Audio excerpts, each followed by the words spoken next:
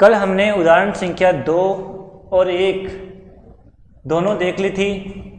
उदाहरण 1 में आपको मशीन खरीदने पर उसके भुगतान के लिए अंशों का जो निर्गमन किया गया था उनके लिए कैसे जर्नल एंट्रीज करनी थी उसके बारे में देखा।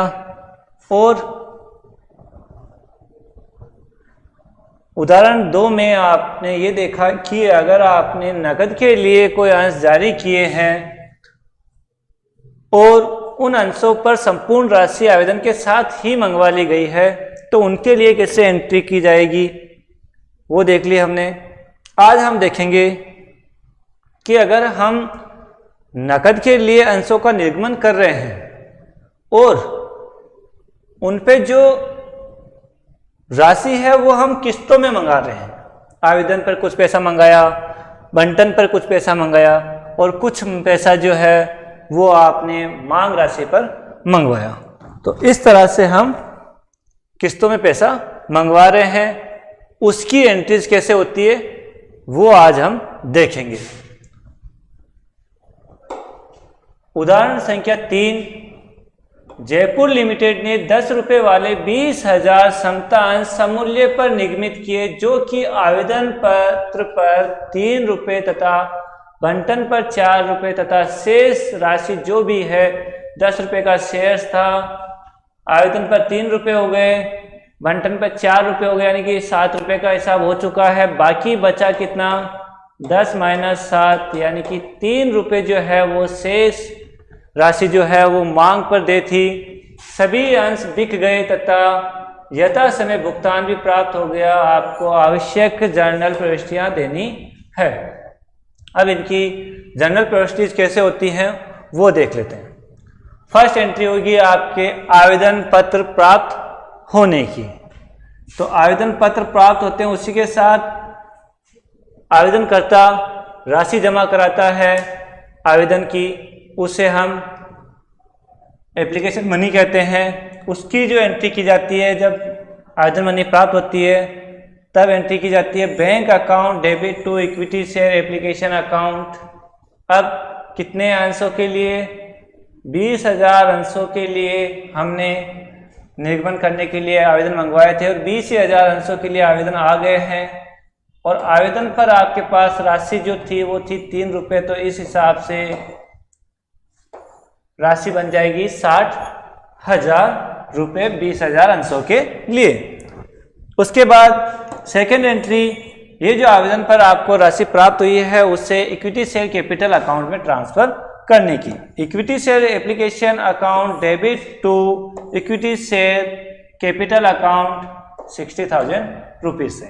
उसके बाद हमारे पास तीसरी एंट्री होगी, वो होगी बंटन पर जो देय है राशि उसकी। तो उसकी एंट्री होगी equity share allotment account debit to equity share capital account 80,000 रुपये से, क्योंकि 20,000 शेयर्स हैं और 4 रुपये का एक शेयर है, तो इस हिसाब से बंटन पर 4 रुपये जो हमने मंगवाए हैं उस हिसाब से 80,000 रुपये इसकी अमाउंट हो जाती है। उसके बाद चौथी एंट्री होगी आपके पास कि ये जो बंटन पर हमने ड्यू अमाउंट है उसके प्राप्त होने की। तो bank account debit to equity share allotment account, वही 20,000 शेयर्स पर हमें राशि मिली 4 रुपये के हिसाब से 80,000 रुपये। उसके बाद पांचवी एंट्री जो है वो होगी आपके जो भी फाइनल कॉल बची है उस कॉल पर जो अमाउंट ड्यू है उसकी।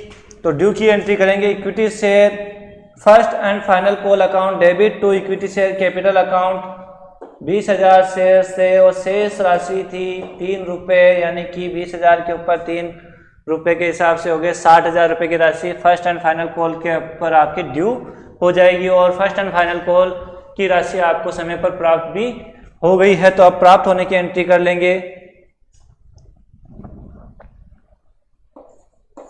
Bank account debit to equity share first and final call account. इस प्रकार से इसकी सभी जनरल प्रविष्टियां होनी है। अगर यहाँ फर्स्ट कॉल और सेकंड कॉल भी होती तो सेकंड कॉल की एंट्री भी सेम इन दो की एंट्री की तरह ही हो जाती। तो ये एंट्री होती है जब आप अंशों का निर्गमन करते हैं, वो भी और किस्तों के ऊपर, यानी कि किस्तों में अगर उनका पैसा मंगवाते हैं तो उसके लिए ये एंट्री होती है। अब हम देख लेते हैं आगे, अगर अंशों का निर्गमन प्रीमियम पर किया जाए तब क्या होता है। तो प्रीमियम पर अंशों का निर्गमन, जब अंशों को उनके अंकित मूल्य से अधिक पर निगमित किया जाता है, यह प्रीमियम अंशों का निर्गमन कहलाता है। जैसे 10 रुपये वाले समता अंशों का निर्गमन अगर 14 रुपये प्रति अंश की दर से किया है, तो ये जो 4 रुपये एक्स्ट्रा आपने इसमें जोड़ा है वो आपका क्या कहलाता है, प्रीमियम कहा जाता है। प्रीमियम का लेखा आवेदन पर भी हो सकता है, बंटन पर भी हो सकता है और मांग पर, किसी भी स्तर पर किया जा सकता है। तथापि सूचना के अभाव में प्रीमियम का लेखा हमेशा बंटन स्तर पर ही किया जाता है, अगर सूचना नहीं दे रखी है तो। प्रतिभूति प्रीमियम कंपनी के लिए पूंजीगत लाभ है। इसे चिट्ठे में समता एवं दायित्व भाग में अंशधारियों के कोष के शीर्षक के संचय एवं आधिक्य उप शीर्षक में प्रतिभूति प्रीमियम संचय के रूप में दर्शाया जाता है। अब जो ये प्रीमियम हमें प्राप्त होता है अंशों के निर्गमन पर, उसका यूज क्या क्या कर सकते हैं। प्रतिभूति प्रीमियम का उपयोग, ये मोस्ट इंपॉर्टेंट है, ये थ्योरेटिकल क्वेश्चन भी बनता है कि प्रतिभूति प्रीमियम का उपयोग किन किन चीज़ों के लिए किया जा सकता है या किन के लिए नहीं किया जा सकता है। तो ये देख लेते हैं हम। भारतीय कंपनी अधिनियम की धारा 52(1) के अनुसार प्रतिभूतियों के निर्गमन पर प्राप्त प्रीमियम की राशि को प्रतिभूति प्रीमियम खाते में जमा किया जाता है। और धारा 52(2) के अनुसार प्रतिभूति प्रीमियम का प्रयोग निम्न कार्यों के लिए ही किया जा सकता है। फर्स्ट, सदस्यों को पूर्ण प्रदत्त बोनस अंश निर्गमित करने के लिए इसका प्रयोग किया जा सकता है। सेकेंड, कंपनी के प्रारंभिक व्यय जो भी है उन्हें अपलिखित करने के लिए इसका प्रयोग किया जा सकता है। थर्ड, अंशों या ऋण पत्रों के निर्गमन व्यय या दिए गए कमीशन या ऋण पत्रों पर दिए गए बट्टे को अपलिखित करने के लिए भी आप सिक्योरिटी प्रीमियम का प्रयोग कर सकते हैं। चौथा, कंपनी के किसी भी शोधनीय पूर्वाधिकार अंशों या ऋण पत्रों के शोधन पर देय प्रीमियम का प्रबंध करने के लिए भी इसको यूज कर सकते हैं। और पांचवी बात, अपने अंशों को पुनः खरीदने के लिए इसका प्रयोग किया जा सकता है। तो ये 5 पॉइंट आपके दिए हुए हैं, इन्हें अच्छे से याद कर लें। आगे पढ़ते हैं कि अगर अंशों का न्यून अभिदान होता है उस कंडीशन में क्या होता है। जब एक कंपनी को प्रस्तावित अंशों की तुलना में कम अंशों के लिए आवेदन पत्र प्राप्त होते हैं तो उसे अल्प या न्यून अभिदान कहा जाता है। और इस दशा में न्यूनतम अभिदान के प्रावधानों को ध्यान में रखते हुए सामान्यतः प्रत्येक को आवेदित अंशों के बराबर अंश बंटित कर दिए जाते हैं। अंशों का अधि अभिदान ओवर सब्सक्रिप्शन के दशा में जब एक कंपनी को प्रस्तावित अंशों की तुलना में अधिक अंश खरीदने के लिए आवेदन पत्र प्राप्त होते हैं तो यह स्थिति अधि अभिदान कहलाती है।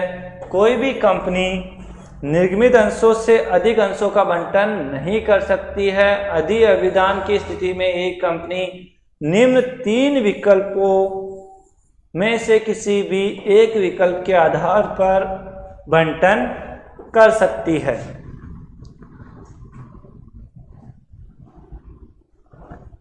देखते हैं ये 3 विकल्प कौन कौन से हैं।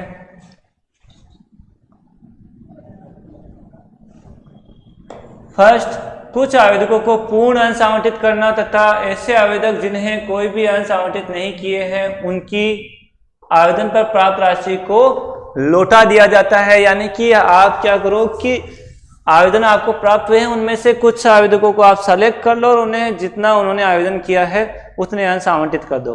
और बाकी जो बचे हुए आवेदक है उन्हें आप एक काम करो, उन्हें कहो पे कि हम आपको अंश आवंटित नहीं कर सकते हैं और आपके द्वारा ये जो आवेदन की राशि प्राप्त की है हम वापस आपको लौटा रहे हैं।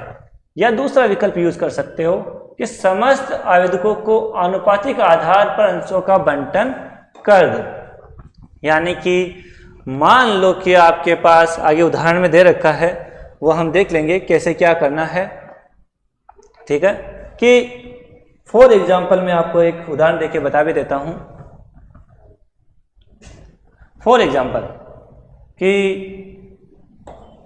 ए, बी, सी और डी, ठीक है, हमने अंश जारी करने थे 20,000। ठीक है, इसने हमें आवेदन इसके ए के प्राप्त हुए 10,000 के, बी के आपको प्राप्त हुए हैं मान लो 5,000 के, सी के आपको प्राप्त हुए हैं 5,000 के, और डी के आपको प्राप्त हुए हैं फॉर एग्जाम्पल मान लेते हैं 10,000 के। ठीक है, तो अब आपके पास आवेदन टोटल कितने प्राप्त हो गए आपको? 10, 5, 15, 15, 20 और ये हो गए 30। जारी कितने कर सकते हो? ओनली 20,000। ठीक है, अब हमें इन्हें बांटना कैसे? तो सबसे पहले इसका रेशियो निकाल लो। अगर हमने इनका रेशियो निकाला तो आया 10:5 और इन्हें बांट लिया तो 2:1:1:2। तो इस रेशियो में आप क्या करो, इन 10,000 अंशों को बांट दीजिए, तो इसे मिलेगा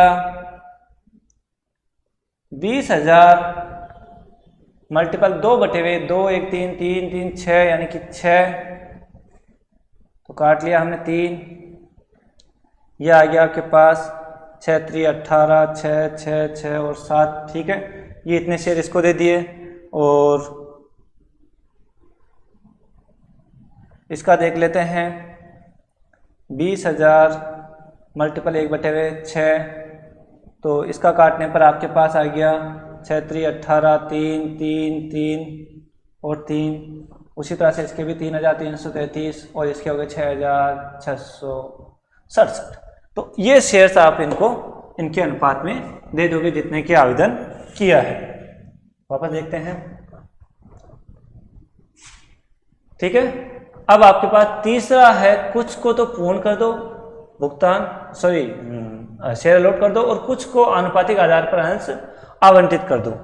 अब आनुपातिक आधार पर बंटन यानी कि प्रोरेटा अलॉटमेंट क्या होता है वो देख लेते हैं। आनुपातिक आधार पर बंटन से आशय उस वर्ग के कुल आवेदकों को बंटित किए गए कुल अंशों का उस वर्ग के कुल आवेदनों के अनुपात से है। माना कि आर लिमिटेड ने 10,000 अंश जनता को निर्मित किए, कुल 15,000 अंशों के आवेदन पत्र प्राप्त हुए।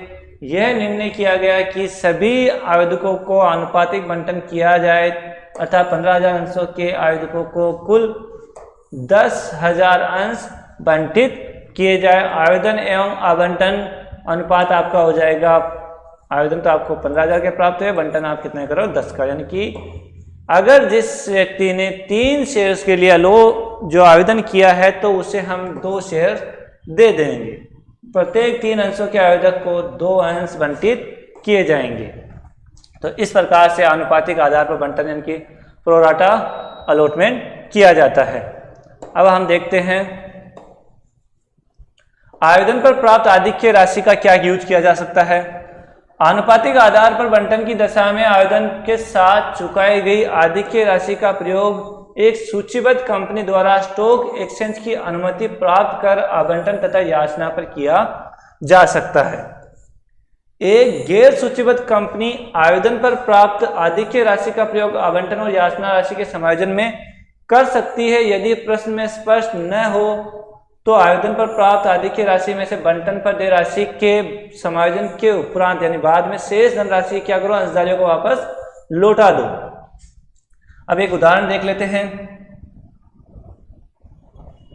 कि ये कैसे इनका ट्रीटमेंट किया जाता है। उदाहरण संख्या 4, सार्थक लिमिटेड ने 10 रुपए वाले 10,000 समता अंश जनता को निर्मित किए और 15,000 अंशों के लिए आवेदन प्राप्त हुए राशि का भुगतान क्रमशः आवेदन पर 3 रुपये, बंटन पर 3 रुपये, प्रथम मांग पर 2 रुपये और अंतिम मांग पर 2 रुपये दे था। 14,000 अंशों के आवेदकों को यथानुपात बंटन किया गया, यानी कि 15,000 के लिए आवेदन आए थे और 14,000 को यथानुपात बंटन किया गया है। और बाकी जो 1,000 बच रहा है उन्हें क्या किया होगा, तथा शेष आवेदकों को राशि लौटा दी गई, यानी कि मना कर दिया गया कि हम आपको नहीं दे सकते हैं। आवेदन पर प्राप्त आधिक्य राशि का प्रयोग बंटन राशि के समायोजन में किया गया है। सभी राशियां यथा समय प्राप्त हो गई। कंपनी की पुस्तकों में जर्नल प्रविष्टियां दीजिए। सिंपल सी चीज है कि आपने 10,000 अंश जनता को निर्गमित करने थे, आपने प्रस्ताव मंगवाए, जनता ने आवेदन 15,000 दे दिए, उसमें से आपने 1,000 वालों को तो मना कर दिया कि 1,000 लोगों को जो थे आवेदन आए थे 1,000 अंशों के लिए, उन आवेदकों का भी हम आपको अंश नहीं दे सकते हैं, आप अपनी राशि वापस ले जाइए। उनको राशि लौटा दी।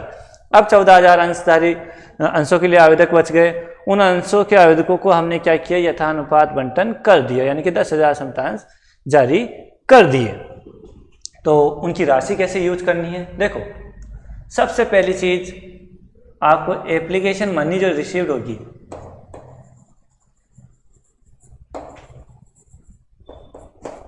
वो कितनी हुई होगी, 15,000 अंशों पर 3 रुपये की दर से 45,000 रुपये। अब आपने क्या कहा कि 1,000 अंशों के धारकों को तो कहा कि आप अपना पैसा वापस ले लीजिए। तो एप्लीकेशन मनी जो रिटर्न की है वो है 1,000 अंशों पर 3 रुपये के हिसाब से 3,000 बच कितनी गई, 42,000 रुपये आपके पास रिमेनिंग एप्लीकेशन मनी है।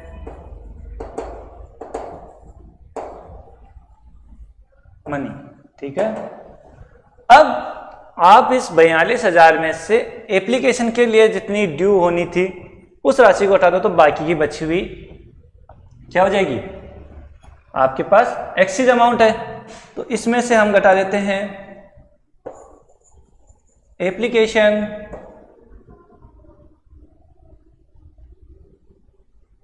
ड्यू अमाउंट, वो कितनी होगी, एप्लीकेशन ड्यू अमाउंट को हो या जो राशि आप ट्रांसफर कर रहे हो शेयर कैपिटल में, वो हो जाएगी आपके पास 10,000 मल्टीपल 3 यानी कि 30,000। एक्सीज कितनी पड़ी हुई है, 12,000 रुपये। ये आधिक्य राशि है। किस पर आधिक्य राशि है, आवेदन पर प्राप्त आधिक्य राशि है। अब आपको क्या करना है कि जब भी अलॉटमेंट की एंट्री करोगे तो आपको अलॉटमेंट मनी जब रिसीव होगी उस वक्त इस आधिक्य राशि को क्या करो, एडजस्ट कर लो। ठीक है, तो इसका एडजस्टमेंट कहाँ करेंगे हम, जब हम अलॉटमेंट की एंट्री करेंगे उस जगह, और ये 12,000 रुपये वहीं एडजस्ट हो जाएंगे क्योंकि अलॉटमेंट की राशि भी करीब, अलॉटमेंट की जो ड्यू राशि बनेगी, अलॉटमेंट मनी ड्यू वह कितनी होगी, 10,000 शेयर थे और 3 रुपये इसमें भी वही है, यानी कि 30,000।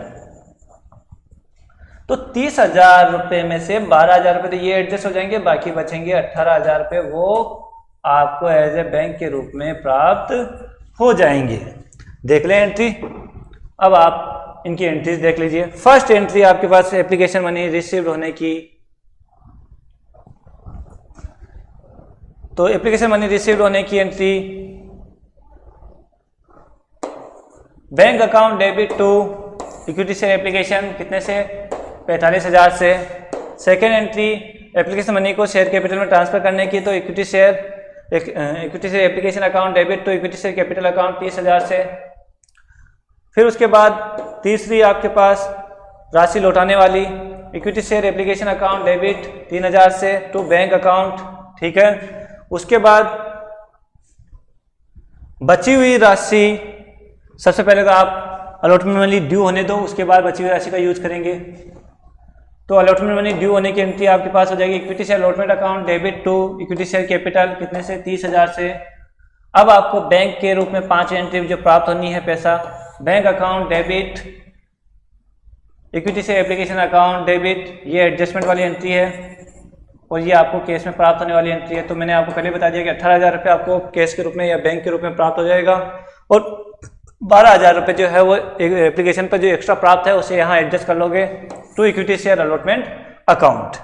उसके बाद आप 6ठी एंट्री करोगे equity share first call due की एंट्री, ठीक है। First call account debit to equity share capital account कितने से 20,000 से, क्योंकि 10,000 शेयर्स थे वो 2 रुपये आपके पास फर्स्ट कॉल पे मंगवाने थे तो ड्यू है अपने पास 20,000 रुपये।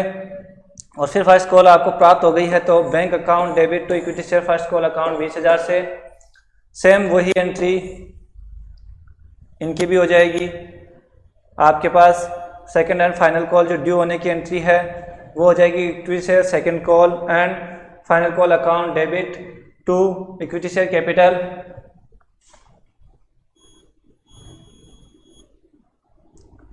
और उसके बाद ये राशि प्राप्त होने की तो bank account debit to equity share second and final call account, इस तरह से इनकी एंट्रीज कंप्लीट करनी है। तो ये आपने देखा कि कैसे इनकी एंट्रीज करनी है हमें,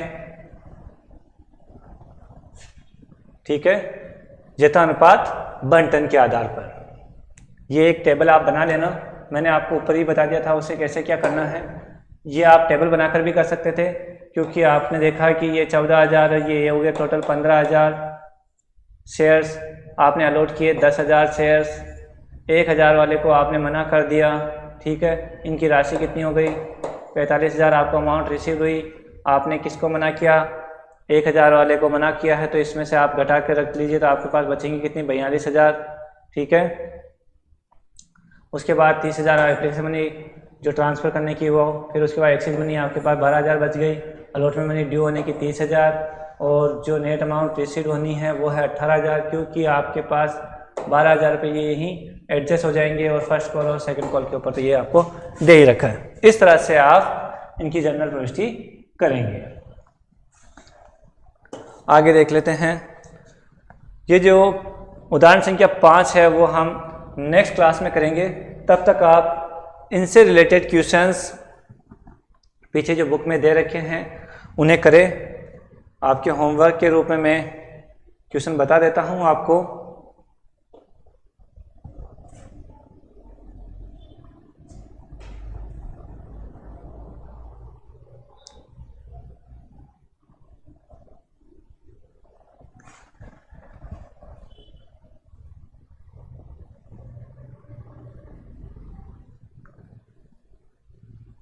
होमवर्क में आपको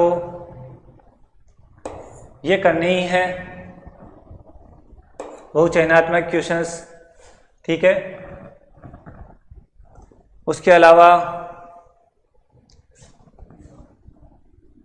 अति लघुतरात्मक प्रश्न भी करने हैं। उसके बाद निबंधात्मक प्रश्न आप छोड़ दीजिएगा, ये मत करिएगा।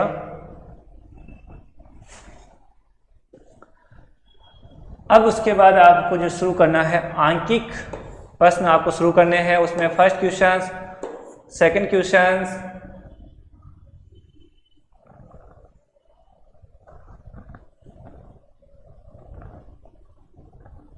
थर्ड क्वेश्चन, फोर्थ क्वेश्चन, ये 4 क्वेश्चंस और आगे देख लेते हैं आपके आसान हो कुछ।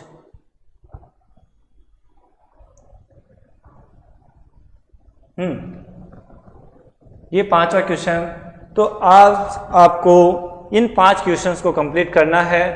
तो ये क्लास देखने के बाद इन 5 क्वेश्चनों को कंप्लीट करके आप मुझे चेक करवा दीजिएगा।